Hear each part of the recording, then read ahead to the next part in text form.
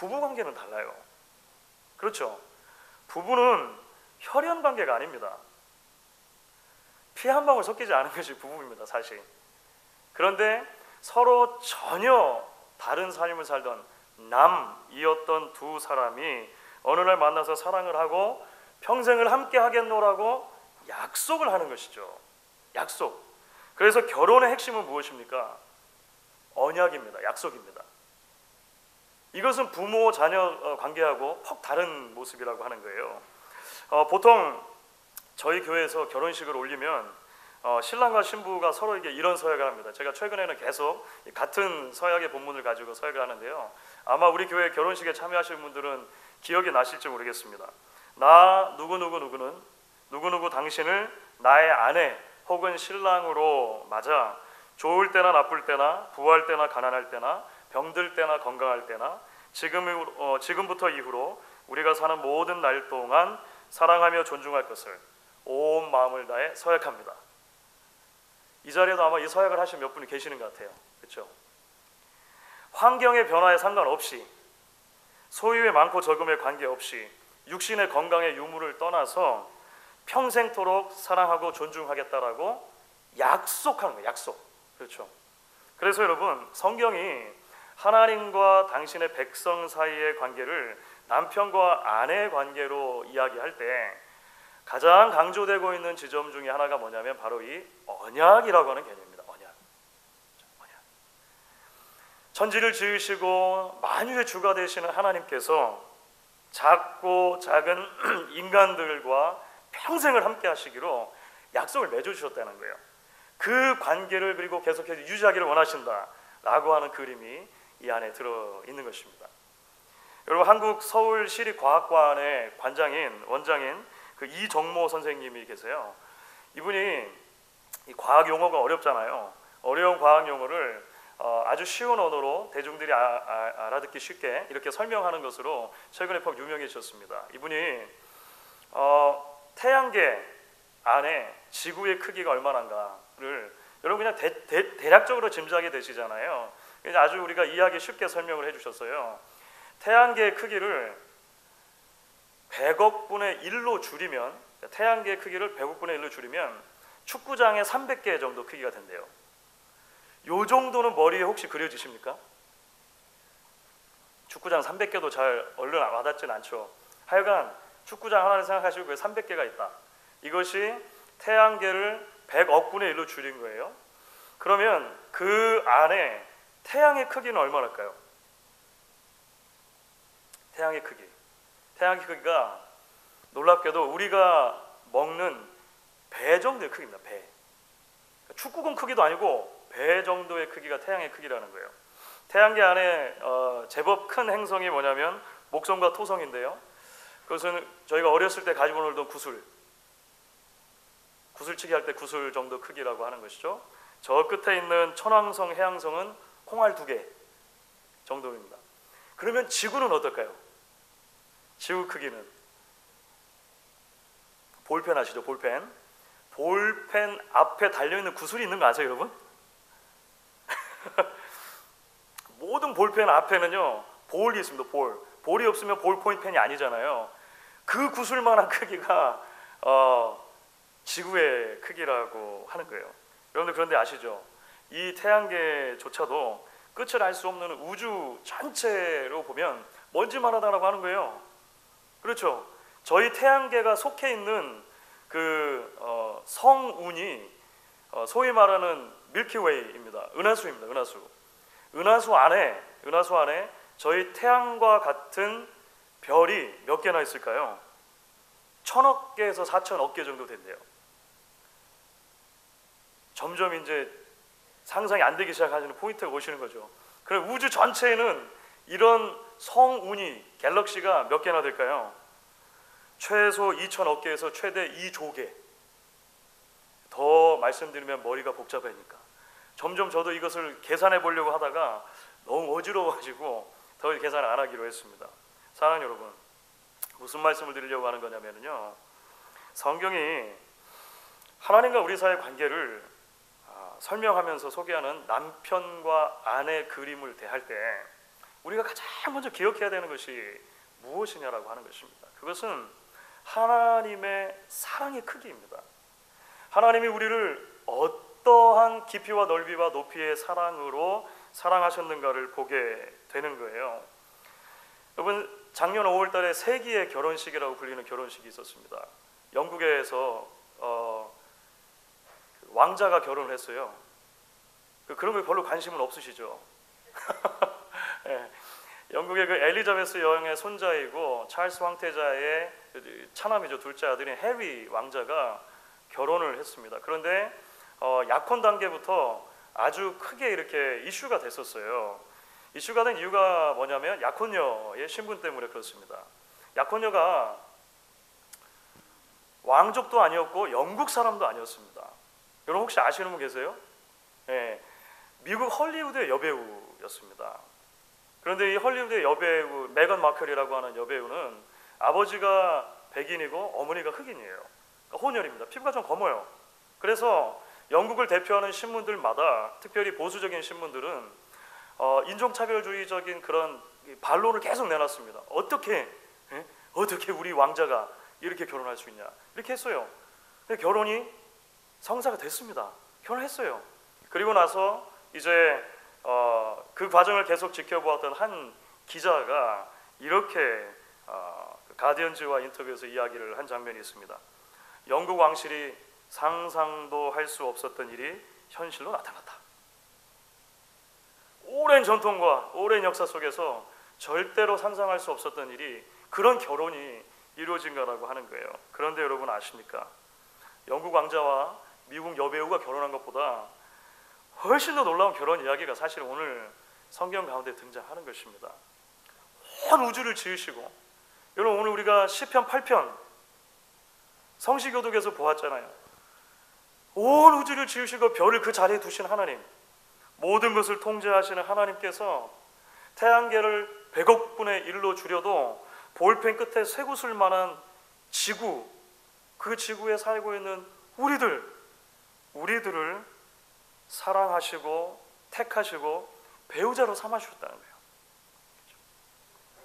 거룩하고 완전하신 하나님께서 추하고 더러운 죄인들과 언약을 맺으시고 평생 함께하자 그 약속의 관계로 우리를 불러주신다는 거예요. 여러분 그 자체로 영광스러운 일 아닙니까? 그 자체로 감격스러운 일이 아니냐라고 하는 거예요. 우리가 인생을 살면서 때로 우리가 너무 작은 것처럼 느껴져서 실망할 때가 있습니다. 때로 인생을 살다 보면 우리가 사는 인생이, 또 때로는 우리가 하고 있는 모든 일들이 먼지같이 느껴질 때가 있어요. 여러분 혹시 그런 일도 없으십니까? 그런 먼지 같다고 느껴질 때. 그러면 우리는 보통 열등감에 빠지곤 합니다. 그러나 여러분 오늘 말씀을 통해 여러분 먼저 기억하실 수 있으면 좋겠습니다. 하나님이 고르고 고르신 신부감이 여러분의 참 정체입니다. 하나님이 신중히 택하신 반려자, 배우자, 바로 그것이 여러분의 참 신분이라고 하는 거예요.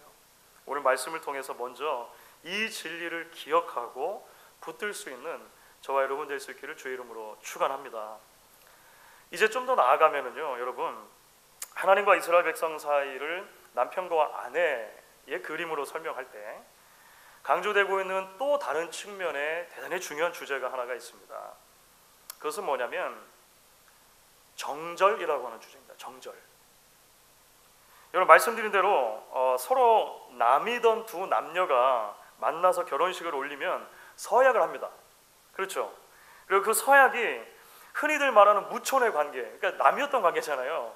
피 한 방울 섞이지 않은 관계를 이 세상의 그 어떤 관계보다도 가깝게 친밀하게 만들어줘요. 그런데 여러분 그 결혼 서약의 핵심이 무엇입니까? 말씀드렸던 것처럼 어떤 상황 속에서 배우자인 그 사람, 그렇죠, 이 사람을 변함없이 사랑하고 존중하겠다고 하는 약속이 그 안에 포함되어 있는 거예요. 핵심적인 것이죠. 그래서 당연히 결혼의 서약은 자체로 배타적인 성향을 갖고 있습니다. 배타적인 성격을 가지고 있어요. 둘 사이에 존재하는 그 부부간의 사랑을 다른 어떤 대상하고도 나누지 않겠다라고 하는 약속이 이미 그 안에 포함된 것입니다. 그러니까 결혼하는 순간 남편은 아내를 사랑한 것과 똑같은 정도의 사랑으로 이제는 다른 여인들을 사랑할 수 없는 거예요. 아내도 마찬가지죠. 남편을 사랑하는 것 같은 그 부부 사이의 사랑으로는 더 이상 다른 남자를 사랑할 수 없는 거예요. 그것이 결혼을 유지하는 길이죠. 그것이 결혼을 보호하는 길이죠. 그것이 결혼을 누리는 길입니다. 그렇죠. 그래서 성경이 남편과 아내의 그림원으로 하나님과 당신의 백성 사이를 설명을 하면 가장 큰 초점을 두는 것 가운데 하나가 뭐냐면 이 언약이라는 것과 더불어서 언약의 아주 중요한 조건이죠. 정절이라고 하는 주제를 사실은 가지고 들어와서 이야기를 하는 것입니다. 하나님과 하나님의 백성 사이에 또는 남편 대신 하나님과 신부 대신 그 대상들 사이에 서로 배타적인 사랑을 나누기를 원하시는 거예요. 그 사랑을 다른 어떤 대상과도 나누지 않겠다라고 하는 결단, 그리고 배우자에게도 그것을 요구하시는 사랑이 이 말씀 가운데 들어있는 것이죠. 그런데 성경에, 특히 구약 성경에 남편과 아내의 그림 언어가 등장할 때면 거의 예외 없이 강조되는 두 가지 부분이 있습니다. 안타깝게도 하나는 무엇이냐면 아내된 이스라엘 백성들은 실패했다는 거예요. 그렇죠. 성경에서 굉장히 많이 강조되는 부분입니다. 아내된 이스라엘 백성들이 불성실한다는 것입니다. 정절을 지키는데 실패한 것이죠. 다른 하나가 주제가 있습니다. 그것은 그럼에도 불구하고 하나님께서 성실하시다는 거예요. 그렇죠. 호세아서는 성경의 그 어떤 성경보다도 이 주제를 가장 실감나게 전해주는 성경이라고 할 수 있습니다. 오늘 본문은 특별히 그 호세아서 가운데서도 하나님의 이런 종류의 사랑을 가장 드라마틱하고 가장 감동적인 언어로 표현해 준다라고 할 수가 있겠죠. 이런 호세아 선지자는요, 북왕국 이스라엘의 선지자였습니다. 특별히 북왕국이 그 죄악의 거의 최고치에 다다랐을 때, 가장 부패했을 때 북왕국 이스라엘에서 활동했던 선지자가 호세아 선지자입니다. 호세아 선지자가 활동했던 당시에 왕은 여로보암 2세라고 하는 왕이었어요. 역사는 사실 이제 이 여로보암 2세 때 이 북왕국 이스라엘이 사실 아주 오랜만에 대단히 강성해졌다라고 설명을 합니다. 그러니까 나라가 좀 안정되고 부강하게 된 거예요. 그전에는 많은 어려움들이 있었는데 이 여로보암 4세 때 그런 일들이 있었습니다. 그런데 아이러니하게도 바로 그때가 영적인 면에서 보면은요, 가장 어둡고 가장 타락한 시기였다라고 하는 것입니다. 종교적으로, 사회적으로, 정치적으로 볼 때 이스라엘은 마치 폭주하는 기차와 같이 사실 이제 종말을 향해, 멸망을 향해 나아가고 있었던 것을 우리가 성경의 페이지를 통해서 보게 돼요. 한편으로는 아주 심각한 우상 숭배가 있었습니다. 왕으로부터 시작해서 종교 지도자들, 그리고 일반 모든 백성들에 이르까지 이제 가나안 땅에 주시는 바알을 섬겼습니다. 바알. 여러분들 이제 그 호세아서를 보면 그런 이야기들이 종종 나오는데 대표적인 구절만 한번 읽어보면 좋겠습니다. 호세아서 2장 8절을 보시면 이렇게 되어 있습니다. 여러분 같이 한번 호세아서 2장 8절 말씀 읽어보겠습니다. 곡식과 새 포도주와 기름을 내가 그에게 준 것이요 그들이 바알을 위하여 쓴 은과 금도 내가 그에게 더하여 준 것이오늘 그가 알지 못하도다. 무슨 말입니까? 진짜 남편이신 하나님께서 모든 것을 다 주셨어요. 그렇죠. 진짜 남편이신 하나님께서 그들에게 새 포도주, 기름, 곡식 다 주셨고 은과 금 주셨다는 거예요. 그런데 그 모든 것들을 다 모아가지고 누구한테 가는 거예요? 다른 남편한테 갔다는 것입니다. 바알입니다. 그리고 그 모든 재물들을 드리고 제사했다라고 고발하는 것이죠. 그런가 하면 사회적으로 볼 때 대단한 불평등과 불신 속에서 썩어 갔던 것을 우리가 보게 됩니다. 대표적인 구절이 바로 4장 2절 말씀인데요. 이스라엘 안에 그런 부패를 이렇게 간단하게 호세아 선지자가 요약을 합니다. 우리 같이 한번 또 읽어보도록 하겠습니다. 오직 저주와 속임과 살인과 도둑질과 간음뿐이요 포악하여 피가 피를 뒤이음이라. 이런 이스라엘 백성들의 범죄를 한마디로 한 단어로 어떻게 요약할 수 있을까요? 이것이 이제 호세아서에 특별히 아주 반복해서 많이 등장하는 표현인데요. 음란함이라고 그래서 표현이 되는 것입니다. 결혼 관계에 있어서 하나님을 향해서만 가야 하는 그 사랑이, 하나님을 향해서만 가야 하는 헌신이 다른 대상으로 향하게 되었다라고 하는 거예요. 그래서 호세아서는 계속해서 그런 그 음란합니다, 음행합니다라고 하는 이미지를 강조하는 것입니다. 여러분 말씀드렸던 것처럼 세기의 결혼이라고 불렸던 영국 왕자의 결혼, 비할 수 없는 놀라운 결혼이 이루어졌어요. 이루어졌습니다. 죄인의 입장에서 볼 때 상상할 수 없는 일이 일어났다라고 하는 거예요. 그러니까 이제 이 결혼은요, 누리기만 하면 돼요. 그렇죠? 이 결혼은 지켜가기만 하면 되는 것입니다. 그런데 거기서 이스라엘 백성들이 실패했다라고 하는 것이죠. 애굽에서 종살이 하던 것을 구원해 주시고 자기의 소유를 삼아 주시고 약속의 땅 가나안 땅까지 인도해 주셔서 모든 것을 선물로 주신 그 하나님, 그 하나님으로부터 돌이켜서 망령되고 허탄한 것들을 향해서 사랑 고백을 하기 시작했더라 라고 하는 것이 호세아서에서 대단히 아프지만 신랄하고 적나라하게 고발되는 내용이라고 하는 것이죠. 그런데 여러분, 조금만 생각해 보면 우리 역시도 이스라엘 백성들과 크게 다르지 않은 것을 발견하게 됩니다. 하나님을 향한 우리의 신앙의 순결을 말씀드렸던 결혼 서약의 기준에 비추어서 이야기해 본다면 어떨까요? 과연 우리는 부할 때나 가난할 때나 하나님만이 나의 공급자이심을 잊지 않고 그 하나님만을 사랑했습니까? 건강할 때나 병들 때나 즐거울 때나 슬플 때나 기분이 내킬 때나 내키지 않을 때나 하나님을 향한 사랑의 고백을 담아서 성실한 마음으로 헌신과 봉사를 다 했습니까? 혹시 상황과 형편에 따라서 하나님이 아닌 다른 대상들에게 나의 사랑을 고백했던 적은 없었던가요? 때로는 돈에게, 때로는 성공에게, 때로는 자존심에게 당신이 내 바알입니다, 당신이 내 주인입니다 고백했던 적은 없느냐라고 하는 것입니다. 사실 말씀을 준비하며 이 질문 앞에 제 자신이 섰을 때 제 마음 깊은 곳으로부터도 자신 있게 네라고 할 수 없는 그런 연약함을 발견하게 됩니다. 하나님, 네 맞습니다. 저는 한 번도 한눈 팔지 않고 한 번도 다른 대상에게 나의 사랑을 나눠주지 않고 오직 하나님만 사랑했습니다. 저는 하나님 앞에 신실한 아내였다라고 고백할 수 있습니다.